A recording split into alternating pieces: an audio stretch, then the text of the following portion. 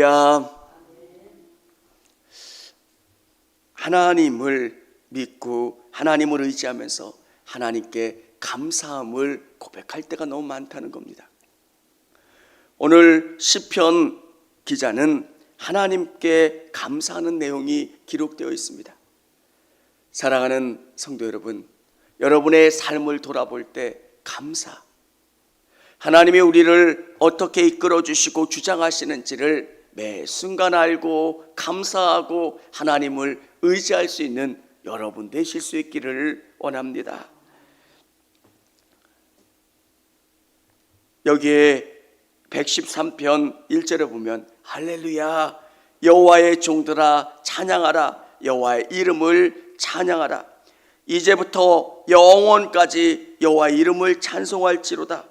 해 돋는 데서부터 해 지는 데까지 여호와의 이름을 찬양을 받으시리로다. 여호와는 모든 나라보다 높으시며 그의 영광은 하늘보다 높으시도다. 아멘. 하나님은 찬양받기에 합당하시는데 이제부터 영원까지 모든 시간 속에서 하나님을 찬양하라는 겁니다. 해지는 데부터 해지는 데까지 여호와를 찬양하는 거예요. 왜? 하나님은 놀라우신 분이시기 때문에. 우리의 우리됨도 하나님의 은혜예요. 하나님이 주시지 않은 것, 하나님이 끄시지 않은 것이 없음을 매 순간순간 고백하는 것. 여러분, 믿음의 눈으로 우리의 인생을 보면 감사 아닌 게 없는 거예요. 내가 오늘 이 자리에 설 수 있었다는 것, 그것도 은혜예요.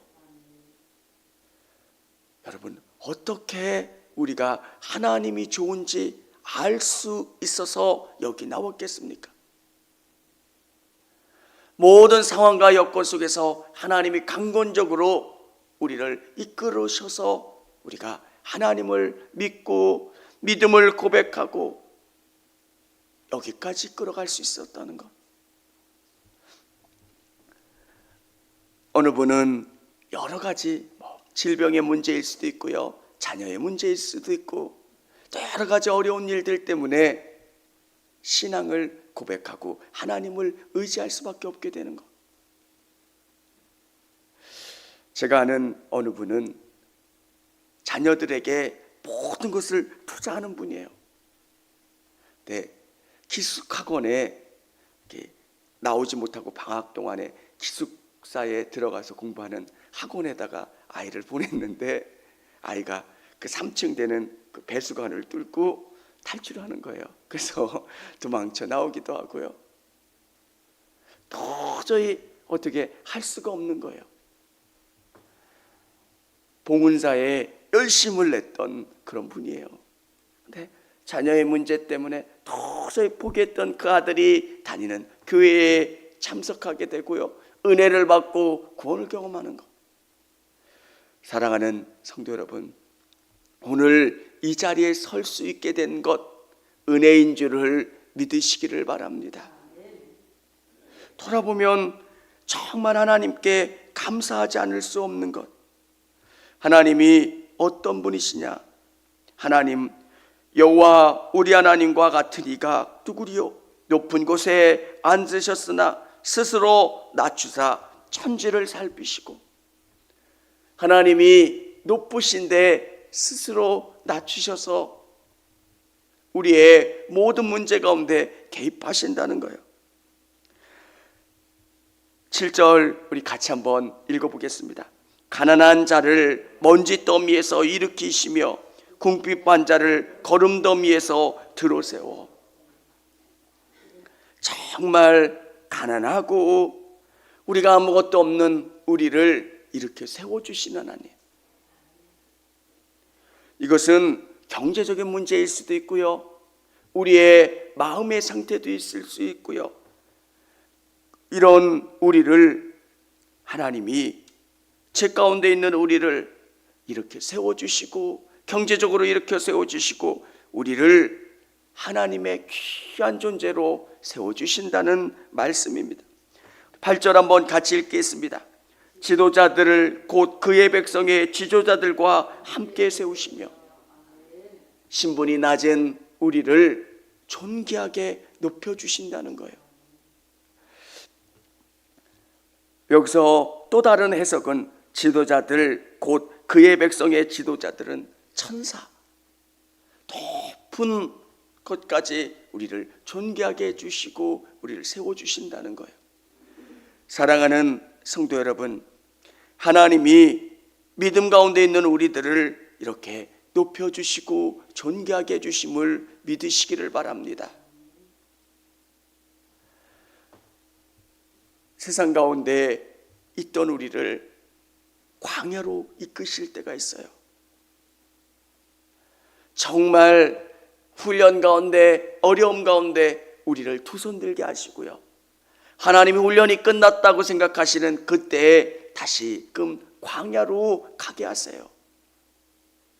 하나님의 방법이에요.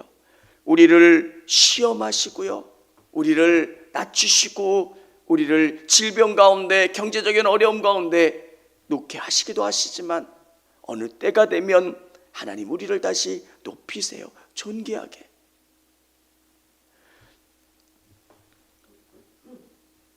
우리 9절 같이 한번 읽도록 하겠습니다. 또 임신하지 못하던 여자를 집에 살게 하사 자녀들을 즐겁게 하는 어머니가 되게 하시는도다. 할렐루야. 지금 사회에 임신하지 못한다라고 하는 것과 이 시대에 임신하지 못한다라고 하는 것은 차원이 다른 겁니다. 너무너무 어려운 상황에 놓인 여인에게 임신하는 복을 하나님이 주시고 그 자녀들로 말미암아 감사하고 즐겁고 복된 일들을 경험하시는 게 하시는 것. 여러분, 자녀가 없다라고 하는 것, 그 가운데 하나님이 자녀를 주시는 귀한 복을 경험하는 것, 또 절망적인 상황 가운데 하나님이 그 문제를 풀어주시고 구원해 주시는 것. 사랑하는 성도 여러분, 하나님은 이렇게 놀라우신 분이세요.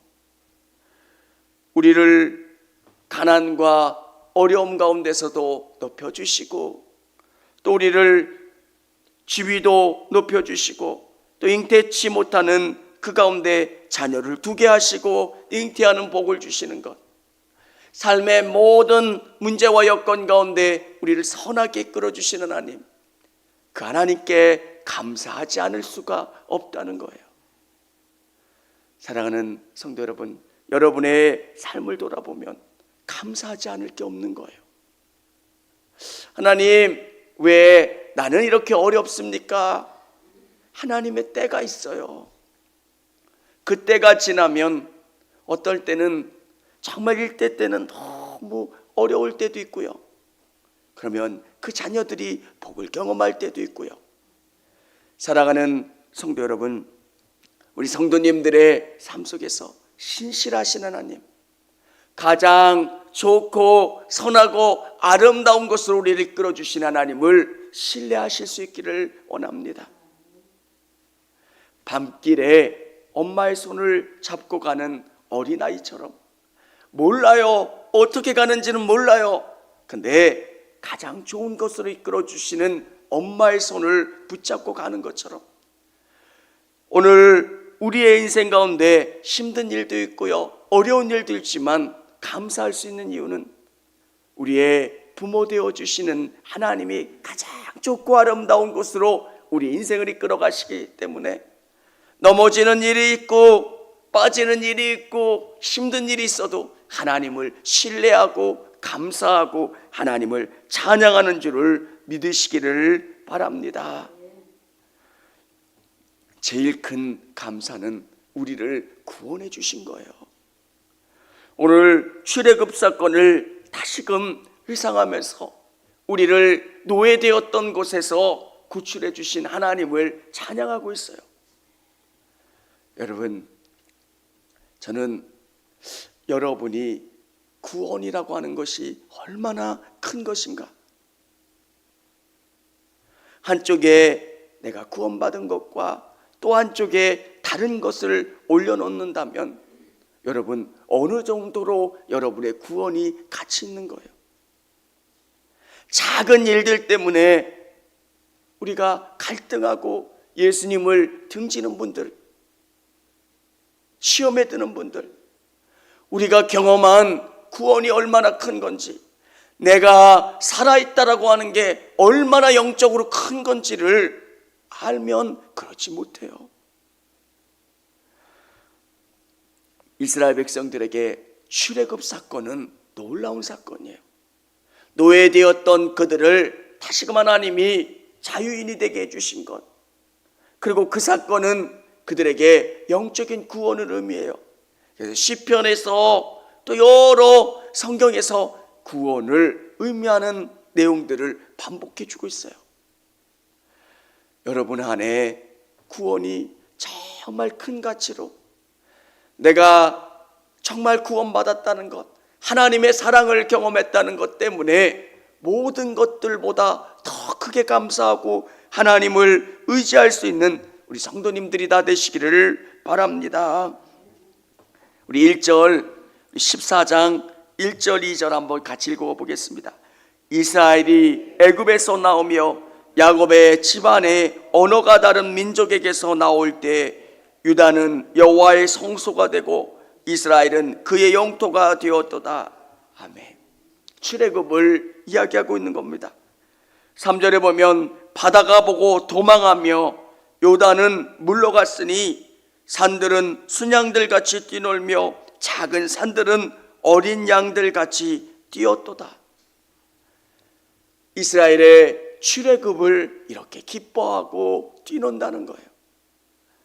사랑하는 성도 여러분, 이스라엘 백성들에게 출애굽은 하나의 역사적인 사건이기도 하지만 그들의 삶을 바꾼 영적인 사건이기도 한 거예요.